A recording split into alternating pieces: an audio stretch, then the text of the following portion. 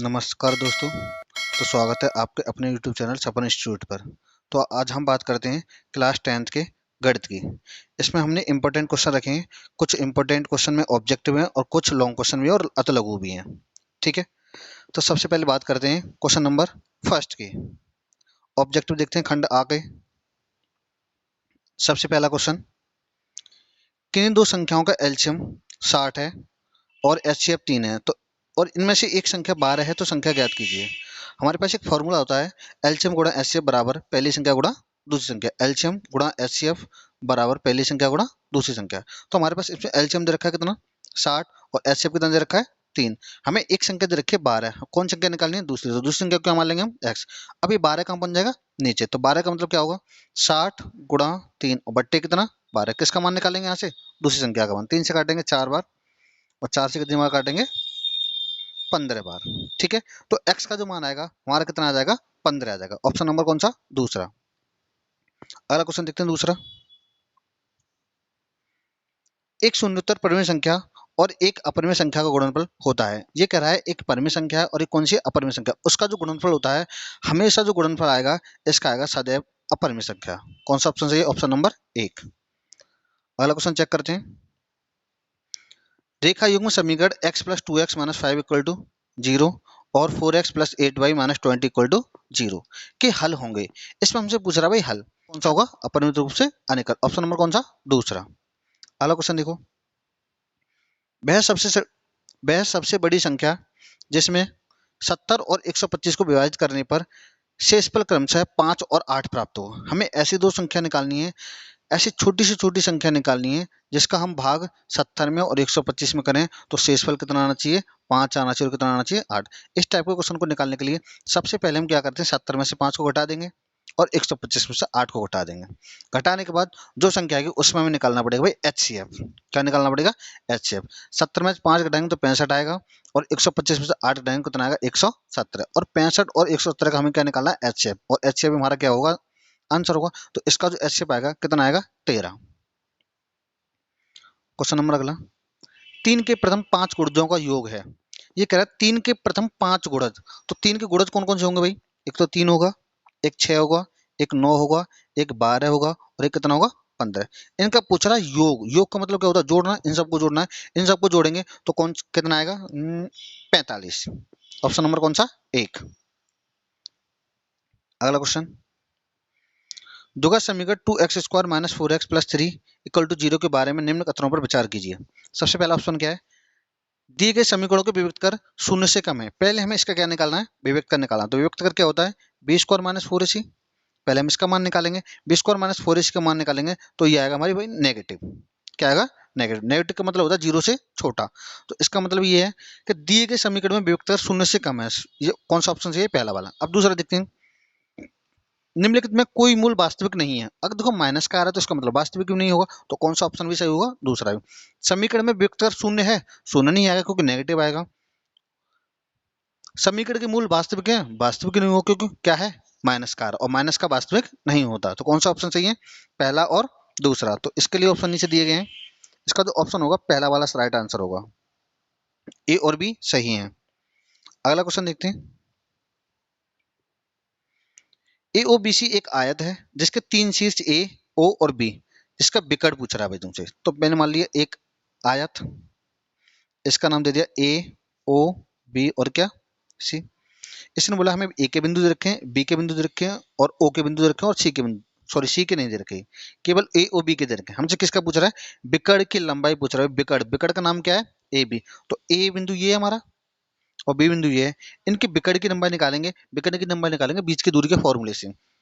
क्या होता है अंडर में x2 माइनस x1 का whole square plus y2 minus y1 का होल स्क्वायर। तो इसका जो ऑप्शन होगा ऑप्शन नंबर कौन सा होगा अंडर 34। तीसरा। अगला क्वेश्चन, यदि समीकरण x² प्लस के एक्स माइनस के 5/4 इक्वल टू 0 का एक मूल 1/2 है तो k का मान क्या होगा। तो ये जो हमें k का मान एक मूल जो दे रखा है 1/2, ये वाला मान रखेंगे इस वाले समीकरण में। x की जगह x की कितना रखेंगे 1/2। x 1/2 रखने के बाद हम यहाँ से किसका मान निकाल सकते हैं k का, और k का जो मान आएगा यहाँ से कौन सा आएगा भाई पहला। अगला क्वेश्चन, दो त्रिभुज समरूप होते हैं। समरूप त्रिभुज कब होते हैं? ऑप्शन देखते हैं इसके क्या कह रहा है। यदि इसके संगत कोण बराबर हो, भाई अगर कोण बराबर है तो उसे हम समरूप कहेंगे, बिल्कुल सही बात है। यदि इसकी संगत भुजाएं एक ही अनुपात में होती हैं तो भी हम क्या कहते हैं, उसे समरूप कहते हैं। ऊपर एक दोनों, इसका मतलब कौन सा ऑप्शन सही होगा? तीसरा ऑप्शन। इनमें से कोई नहीं, ये तो गलत हो जाएगा। देखो क्वेश्चन 11वां, यदि sine theta minus cos theta बराबर 1 तो साइन की पावर 4 थीटा प्लस कॉस की पावर 4 थीटा का मान ज्ञात कीजिए। तो इस क्वेश्चन को भाई कर लेंगे। इसका जो ऑप्शन होगा, ऑप्शन नंबर फर्स्ट। अगला क्वेश्चन देखते हैं 12वां, साइन 2a बराबर 2 साइन ए तब सत्य होगा जबकि ए कोण बराबर है। ये पूछ रहा है सत्य कब होगा जब ए कोण बराबर हो, हमसे ये पूछ रहा है ए का मान। तो सबसे पहले हम क्या करेंगे इस क्वेश्चन में, पहले जो ऑप्शन दे रखे हैं इन ऑप्शन के हिसाब से करेंगे। ऑप्शन के हिसाब से कैसे करना है, पहले ए का मान हम रखेंगे 0। ए का मान 0 रखने पर ये और ये दोनों आपस में अगर बराबर आ जाएं तो पहला सही है। फिर देखेंगे या फिर ए का मान 30, अगर ये और ये दोनों आपस में बराबर हैं तो ये सही है। तो इसको हम चेक करके देखेंगे सबसे पहले ये कौन सा सही है। तो इसका जो ऑप्शन होगा, ऑप्शन नंबर कौन सा होगा? पहला। अगला क्वेश्चन 13वां, यदि 4 tan थीटा बराबर 3 तो इसका मान ज्ञात कीजिए। इसका मान निकालने के लिए क्या करेंगे भाई, यहाँ से ये हमें tan थीटा का मान दे रखा है तो इसको मैं tan थीटा का मान लिख लूंगा 3/4। tan थीटा का मान दे रखा है, tan थीटा बराबर क्या होता है? लंब लाल बट्टे कक्का, लाल बट्टे कक्का से क्या करेंगे? लंब बट्टे आधार। तो लंब और आधार का मान दे रखा है, हमें किसका मान निकालना है? सबसे पहले कर्ण का मान निकालना है। किसका मान निकालना है? कर्ण का। कर्ण का मान निकालने के बाद फिर ये सारी की सारी वैल्यू वही इसमें रख देंगे। इसमें रखने के बाद जो ऑप्शन आएगा, ऑप्शन नंबर कौन सा होगा हमारा? तीसरा। अगला 14वां, ये क्वेश्चन में खुद करना है। sec को क्या करेंगे 1 cos a plus tan a को क्या करेंगे sin बट्टे cos a, 1 minus sin a का मान क्या होगा? यहाँ से एलसीएम लेके गुणा भाग कर देंगे और गुणा भाग करने के बाद जो ऑप्शन होगा, ऑप्शन नंबर कौन सा होगा? चौथा। यदि त्रिज्या 8 सेंटीमीटर वाले एक वृत्त के एक त्रिज्यखंड का कोण ज्ञात कीजिए। एक त्रिज्यखंड का कोण थीटा है तो उसका त्रिज्यखंड का क्षेत्रफल ज्ञात कीजिए। त्रिज्यखंड का फॉर्मूला होता है थीटा बटे 360 पाई आर स्क्वायर। तो इसका ऑप्शन होगा पहला वाला। थीटा ये थीटा बटे 360 पाई आर स्क्वायर। अगला देखते हैं, एक सुराही निम्नलिखित का संयोजन है। सुराही, सुराही तो जानते होंगे भाई सब। सुराही क्या होती है? सुराही होती है हमारी इस टाइप से, इस टाइप की होती है भाई सुराही। सुराही में क्या ऊपर क्या होता है? एक बेलन होता है और नीचे क्या होता है? एक गोला होता है। तो इसमें एक बेलन होगा और एक क्या होगा? गोला। कौन सा ऑप्शन सही है? Option number first. अगला देखो, 1 से 10 तक की धनात्मक विषम संख्याओं का माध्य होगा। 1 से 10 तक की धनात्मक विषम संख्या, विषम संख्या कौन कौन सी होंगी? 1, 3, 5, 7 और 9। इसका तुमसे क्या पूछ रहा है भाई? माध्य पूछ रहा है। तो माध्य का मतलब माध्य में, माध्य मतलब कौन होगा? 5 होगा। तो ऑप्शन नंबर कौन सा सही होगा? Option number 4। अगला क्वेश्चन, आंकड़े 13, 15, 16, 17, 19, 20 की माध्यिका होगी। माध्यिका, माध्यिका के भाई दो फॉर्मूले होते हैं, एक सम के लिए और विषम के लिए। इसमें संख्या कितनी टोटल? 6। संख्या 6 है तो इसका मतलब ये सम संख्या है। सम संख्या तो इसके लिए फॉर्मूला होता है n/2 वहां पद प्लस n/2 प्लस बनवा पद अपॉन कितना 2। किसका फॉर्मूला होता है? माध्यिका का। तो यहाँ से क्या करेंगे n/2, टोटल संख्या कितनी? 6। 6 का आधा करेंगे तो 3, तो एक तो 3 आ जाएगी। एक 6 का आधा 3, 3 में एक जोड़ेंगे तो 4, तो चौथी संख्या एक 16 आ जाएगा और कितना आ जाएगा? 17। 16 17 को जोड़ेंगे कितना कर देंगे? आधा, कितना आएगा? 33। और 33 बट्टे कितना? 2। कौन सा ऑप्शन सही है? ऑप्शन नंबर तीसरा। अगला क्वेश्चन, यदि कुछ प्रेक्षणों का माध्य 27 तथा बहुलक 45 है तब माध्यिका क्या होगी? तो इसके लिए हमारे पास एक फॉर्मूला होता है। किसका? बहुलक। क्या पूछा है इसमें? माध्यिका पूछे। माध्यिका निकालने का फॉर्मूला एक होता है कि बहुलक प्लस 2 गुणा माध्य बट्टे 3। माध्यिका का क्या फॉर्मूला होता है? बहुलक प्लस 2 गुणा माध्य बट्टे 3। बहुलक प्लस 2 गुणा माध्य और बट्टे में कितना? 3। इससे अगर हम सॉल्व कर लेंगे, सॉल्व करने के बाद यहाँ से हम क्या निकाल सकते हैं? माध्य का। और माध्य का जो ऑप्शन होगा, ऑप्शन नंबर कितना होगा? सेकंड। सेकंड मतलब 30। ये हो गए सारे के सारे भाई बहुविकल्पीय प्रश्न। अब कुछ बनते हैं खंड बा में, लघुत्तरीय और अति लघुत्तरीय। ठीक है, तो पहले हम अति लघुत्तरीय देख लेते हैं। ये प्रश्न जो होगा, एक क्वेश्चन जो होगा ये 2 नंबर का होगा। इसने बोला कि सभी खंड अनिवार्य है और भाई इंपॉर्टेंट क्वेश्चन है सारे के सारे, पढ़ने हैं सब। ठीक है, जैसे सबसे पहला क्वेश्चन, स्पष्ट कीजिए कि 3 गुणा 5 गुणा 7 प्लस 7 एक अभाज्य संख्या क्यों है। इसको भाई सोल्व कर लें क्वेश्चन को। इंपॉर्टेंट क्वेश्चन है जितने भी बनते हैं इसमें सारे के सारे। क्वेश्चन नंबर दूसरा, यदि cot थीटा बराबर 7/8 तो 1 plus sine theta 1 minus sine theta upon 1 plus cos theta 1 minus cos theta का मान निकालिए। क्वेश्चन को कर लेना भाई। क्वेश्चन नंबर तीसरा, दो घन जिनमें से प्रत्येक का आयतन 64 सेंटीमीटर क्यूब है। भाई इंपॉर्टेंट क्वेश्चन है ये, तो बहुत ज्यादा इंपॉर्टेंट क्वेश्चन है, हर बार लगभग पूछा जाता है ये वाला क्वेश्चन। ठीक है, ये भी क्वेश्चन कंप्लीट करना है। आगे देखते हैं, निम्नलिखित आंकड़ों का हमें क्या निकालना है भाई, माध्य निकालना है। क्या निकालना है, माध्य। तो माध्य के लिए कर सकते हैं हम, चैप्टर 14 में से आएगा ये। अगला क्वेश्चन,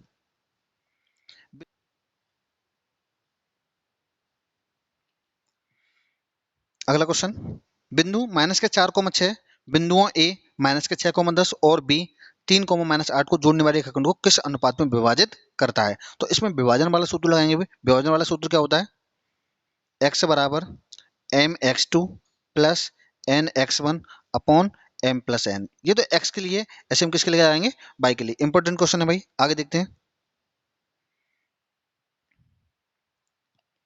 x और y में एक ऐसा संबंध ज्ञात कीजिए कि बिंदु x, y बिंदु 3,6 और माइनस के 3,4 से समदूरस्थ हो। तो समदूरस्थ वाली कंडीशन लगानी, दो बिंदुओं के बीच की दूरी वाला। अगला क्वेश्चन, द्विघात बहुपद 6x² -3 माइनस के 7x के शून्य ज्ञात कीजिए। शून्य निकाल सकते हैं गुणनखंड विधि से। ठीक है, दो संख्याओं के वर्गों का अंतर 180 है। छोटी संख्या का वर्ग बड़ी संख्या को 8 गुना है। क्वेश्चन कर लेना भाई। आगे देखो,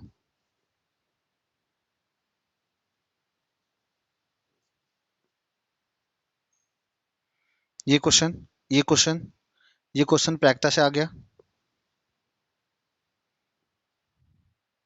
very very most important question, हर साल पूछा जाता है भाई ये वाला क्वेश्चन। इंपॉर्टेंट है, very very very very most important question. आगे देखते हैं, दो अंकों की एक संख्या में उसके अंक को पलटने पर बनी संख्या। इंपॉर्टेंट क्वेश्चन चैप्टर 3 से, ये भी चैप्टर 3 से। इन दोनों में से कोई सा एक क्वेश्चन करना है। अगला देखो, एक बहुमंजिली शिखर, ये वाला चैप्टर चला, क्वेश्चन चला गया चैप्टर 9 से। दोनों सेम है, एक ही चैप्टर से, इनमें से कुछ एक करना है। अगला देखते हैं क्वेश्चन, एक बर्तन एक उल्टे शंकु के आकार का है। चैप्टर किससे चला गया, चैप्टर नंबर 13, 13वें चैप्टर से। और ये किससे, ये भी 13वें चैप्टर से। सारे के सारे इंपॉर्टेंट क्वेश्चन है भाई, कंप्लीट करने। वीडियो में बने रहने के लिए धन्यवाद। चैनल को सब्सक्राइब करना ना भूलें।